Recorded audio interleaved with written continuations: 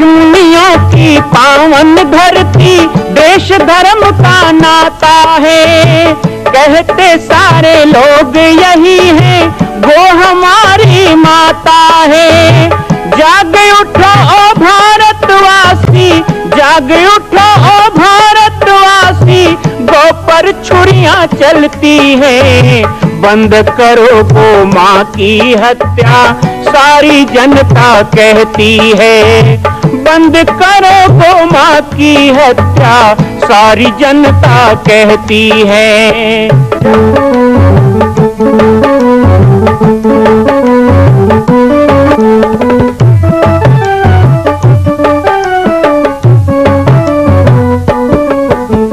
जगह जगह पर बूचड़ खाना, लाखों गौएं कटती हैं।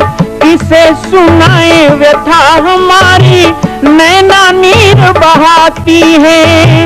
रक्षा करना गौ माता की, रक्षा करना गौ माता की, गीता ज्ञान सिखाती है। बंद करो गो माँ की हत्या, सारी जनता कहती है। बंद करो गो माँ की हत्या, सारी जनता कहती है। जय श्री राम, जय गौ माता, जय गोपाल। स्वागत है आप सभी का भारत के हृदय स्थल छत्तीसगढ़ प्रांत में मां कौशल्या धाम जिला बालोद में विगत 18 वर्षों से बन रहे इस विशाल दिव्य भव्य मंदिर का निर्माण। विश्व के अंदर भगवान राम के लाखों मंदिर हैं। अब अयोध्या में भी रामलला विराजित हो चुके हैं, लेकिन छत्तीसगढ़ की बेटी मां कौशल्या जो राम की माता है, उनका एक भी मंदिर पूरे विश्व में नहीं। इसीलिए यह विशाल तीर्थ का निर्माण विगत वर्षों से चल रहा है बालोद जिला छत्तीसगढ़ में। 25 करोड़ की लागत से बनने वाला 108 फीट ऊंचा, 65 फीट चौड़ाई और 136 फीट लंबाई का राजस्थान के ठोस पत्थरों से बनने वाला यह मंदिर हजारों वर्ष तक भारत में 5वें धाम कौशल्या धाम के रूप में स्थापित रहेगा। 3 तल के इस मंदिर में प्रथम तल पर भगवान शिव, मध्य तल में गोद में रामलला को लेकर स्वर्ण सिंहासन में मां भगवती कौशल्या विराजित होंगी और तीसरे तल पर पंचमुखी हनुमान। इसके अलावा सामाजिक समरसता को समर्पित यह मंदिर सनातन हिंदू धर्म के समस्त देवी देवताओं महापुरुषों की मूर्तियों से सुसज्जित होगा। आप सब एक एक मूर्ति का संकल्प भी इस मंदिर के लिए कर सकते हैं। ध्यान रखिएगा, यह अवसर बार बार नहीं मिलेगा, क्योंकि 2026 में मां कौशल्या का दिव्य भव्य धाम स्थापित हो जाएगा। मां कौशल्या विराजित हो जाएगी। एक बार पुनः आप सबको निवेदन करूंगा, आइए, जुड़िए और सबको जोड़िए इस विशाल तीर्थ के निर्माण में। मैं राम बालक दास महात्यागी आप सभी को आह्वान करता हूं, संपूर्ण प्रदेश एवं देशवासियों को, कि जिस तरह रामलला के दिव्य भव्य मंदिर के लिए आप सब ने मुक्त हस्त से दान दिया है, इसी तरह मां कौशल्या के एकमात्र विश्व के प्रथम धाम के निर्माण में आप सभी मुक्त हस्त से दान दें। यह दान 3 आहुति के रूप में लिया जा रहा है। हम 1100, 1700, 5100, 11,000, 21,000, 1 लाख, उससे भी अधिक जो भी राशि करना चाहें 2025 और 26 के अंतर्गत 3 बार देने का संकल्प लेंगे। किसी का घर से कोई उधारी लेना हो तो जो उधार दिया होता है ना, वो बार बार आता है, बार बार, और बार बार आकर के आवाज लगाता है। तो जो घर का मालिक है ना, वो कान वान बंद करके बैठ जाता है, भाई हम हाँ बोलेंगे तो ये सही में पहुंच जाएगा लेने के लिए। वो उपेक्षा करता है और बार बार जब घर के मालिक को आवाज दो ना, तो किसके कान में आवाज ज्यादा जाती है? कौन चिल्लाएगी? वो घर की मालकिन कि बार बार आता, सुन तो लो इसकी। तुलसी ने कहा कि हम बाबा को बहुत याद करते हैं, हम बाबा से बड़ी प्रार्थना करते हैं, हम रोज आंचल फैला के उनसे निवेदन करते हैं, लेकिन बाबा हमके कानों में हमारी आवाज नहीं जा रही, या सुन के भी बाबा समाधि लगा के बैठे हैं। हे मां भवानी, हे पार्वती, आप हमारी प्रार्थना पहुंचाओ। कहा मुझे क्या मिलेगा? चलो मैंने तुम्हारी बात शिव तक पहुंचा दी, तो मुझे क्या मिले ये मुझे बताओ। तो बड़ी सुंदर शब्दों में बड़ी कमजोर बातों को पकड़ा। तुलसीदास जी जानते हैं कि एक पतिव्रता नारी, उसे क्या चाहिए? तुलसी ने कहा, माँ यदि आपने मेरी बात भोलेनाथ तक पहुंचा दी तो मैं क्या करूंगा जानते हो? आपके पति का गुण गाऊंगा, आपके पति की महिमा गाऊंगा। जैसे राम की महिमा मैंने रामायण बना के गाई। और कुछ लोग ऐसा कहते हैं फिर माँ भगवती ने शिव से मिलवाया, महाकाल से मिलवाया। तुलसीदास जी को शिव का साक्षात्कार हुआ। इतना बढ़िया रामायण तुलसी कैसे लिख सकते हैं? इतना बढ़िया रामायण तुलसी कैसे लिख सकते हैं? तब तक जब तक शिव की कृपा ना हो। हमने कल भी कहा,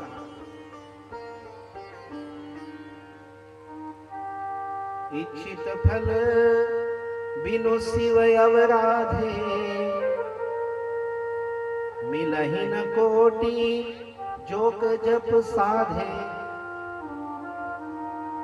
राम का गुण लिखना चाहते थे लेकिन नहीं मिल रहा। शिव की कृपा चाहिए। और शिव की कृपा कैसे मिले? तो माँ पार्वती की कृपा ली। और हमारे संत कहते हैं, इसीलिए गोस्वामी तुलसीदास जी ने रामायण पर लिखने से पहले, राम का अवतार लिखने से पहले शिव चरित्र को लिख दिया। भगवान शिव के विवाह की कथा को लिख दी। ये माता पार्वती ने लिखा।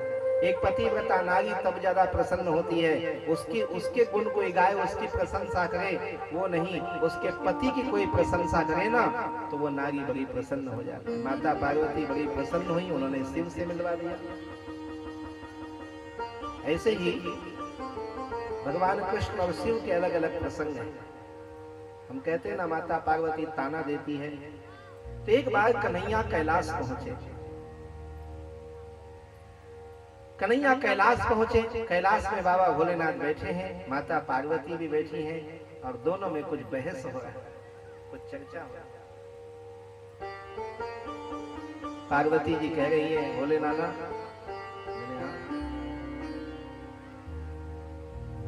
आपने देखा विष्णु का वैभव कितना है? बोले हाँ। आपने देखा ब्रह्मा का ब्रह्मलोक कितना सुंदर है? बोले हाँ। तो बोले कैलाश के लिए कुछ करोगे?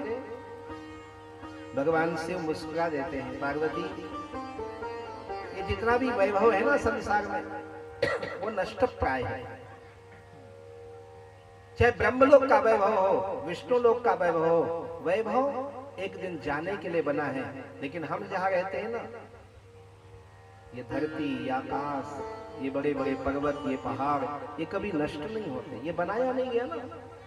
जो बनाया जाता है वो विनष्ट होता है। इसलिए जो मिला उसमें संतुष्ट रहो। पार्वती जी मुंह बना के बैठी हैं और उसी समय कृष्ण पहुंचते हैं। भगवान कृष्ण ने कहा, भोले बाबा प्रणाम। भोले बाबा ने कहा, आइए आइए। कृष्ण का स्वागत हुआ। भगवान कृष्ण बड़े नटखट हैं, बड़े चपल हैं, चंचल हैं। कहा, मैंने अभी अभी सुना कि आप और माता जी में कुछ बात हो गई थी। शंकर जी ने कहा, देखो भाई, ये तो सहज स्वभाव है स्त्रियों का, ये बोलती हैं, इनको कमी रहती है। पार्वती जी ने कहा, कोई सहज स्वभाव नहीं है, हमें कमी है तो हम बोलते हैं। हमारे पति कुछ कमाते धमाते हैं नहीं, बैठे रहते हैं, पता नहीं क्या लेके बैठे हैं। तो भगवान कृष्ण ने कहा, भोले बाबा मेरी बात मानो। बोले क्या? आप हमारे साथ खेती क्यों नहीं करते? आप हमारे साथ खेती करो, कुछ कमाई हो जाए। वैसे भी आपके पास एक बैल है, हमने सुना आपके पास एक बैल है। बोले हाँ है। तो बस ठीक है, हमको भी चाहिए। आपके पास बैल है, हमारे पास खेत है, आप शिव हो और हम किसान के बेटे हैं, तो चलो खेती किया जाए।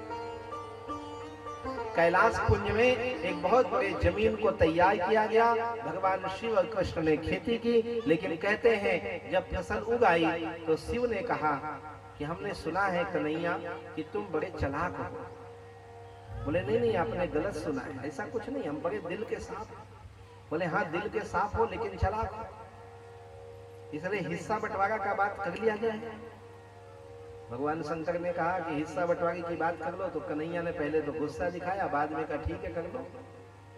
तो कैसे बांटा जाए? बोले वो तो हमको आता नहीं कन्हैया, तुम ही बांट लो। कम ऋषि लिखते हैं, कृष्ण ने बड़ा सुंदर प्रस्ताव रखा। भगवान शिव को कहा, देखो शिव, एक काम करो। बोले क्या? फसल में दो भाग होते हैं, एक जमीन के ऊपर, एक जमीन के अंदर। बोले हाँ, तो ऊपर वाला आप ले जाओ, अंदर हमारा होगा। बंटवारा कैसे होता है शिव जी को कुछ नहीं पता, वो बेचारे तो पहली बार चक्कर में पड़े थे। कहा ठीक है चलो। ऊपर आपका, नीचे हमारा। और फसल लगाई थी मूंगफली की। अब नीचे जितना मिला वो कन्हैया ले गए, ऊपर का जितना भाजी पाला था वो उठा करके शंकर जी ले गए कैलाश, बैल पे बांध दिया गया। पार्वती देखो, साल भर की फसल आई है। माता पार्वती बाहर निकली, बोले ये क्या लाए हो? भोले बाबा तुम तो भोले ही निकले।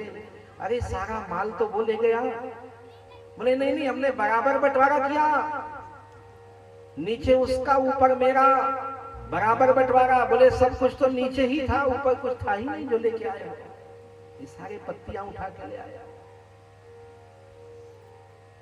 1 वर्ष बीतने के बाद फिर कन्हैया आए। भोले बाबा बोले दूर ही रहियो, पास ना।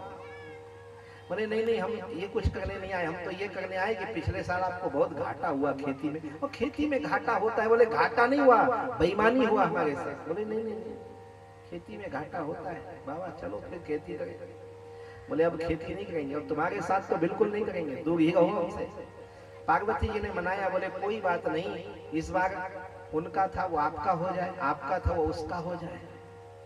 कहा ठीक है। शंकर जी ने कहा यदि इस बार नीचे वाला मुझे मिले तो मैं जाऊं। कन्हैया ने कहा डन, चलो। खेती फिर हुई, लेकिन फसल बदल दिया गया। इस बार गेहूं लगा दिया गया। अब ऊपर का गेहूं काट के कन्हैया चले गए। शंकर जी को समझना है कि नीचे है क्या। तो पार्वती को बुला के लाए। बोले पार्वती, फसल तो पक गई, लेकिन देखो हमारा हिस्सा खेत में ही पड़ा है, अब तुम बताओ करना क्या है। बोले करना क्या है, चलो चुपचाप, तो सब ले गया जो था, इसमें कुछ है ही नहीं। फिर मूर्ख बना गया। बोले हाँ आप तो हो ही बोले। शंकर जी ने कहा जिंदगी में इसके साथ कुछ ना करेंगे, इसके साथ कभी कुछ नहीं करेंगे। लेकिन 1 वर्ष के बाद कन्हैया फिर आए। कन्हैया ने कहा भोले बाबा, बोले दरवाजे पे रहो, अंदर नहीं आना। 2 बार हो गया। पार्वती के सामने हमें नीचा दिखाते हो। कन्हैया ने कहा बाबा आप नाराज क्यों होते हो, इस बार ऊपर नीचे दोनों आप रख लेना, लेकिन एक बार और खेती करो। हम भी चाहते हैं कि आपकी जो भी घाटा हुआ वो ठीक हो जाए। शंकर जी ने कहा पार्वती क्या करें, ये तो ऊपर नीचे दोनों देने को तैयार है। बोले जाओ एक बार और रिस्क करो। गए, खूब फसल हुआ लहलहा के। शंकर जी बड़े प्रसन्न थे, ऊपर में फूल आ गए थे। और कन्हैया ने कहा नीचे भी माल पानी है, चिंता क्यों करते हो। लेकिन लगाया क्या था, भुट्टा। वो ऊपर भी नहीं होता, नीचे भी नहीं होता ना, वो बीच में होता है। तो जितना भुट्टा था तोड़ के कन्हैया चले गए और शंकर जी पार्वती को लाए। पार्वती ने कहा आज के बाद हाथ जोड़ती हूँ, आप खेती ना करो, आप तो कैलाश में ही अच्छे लगते हो।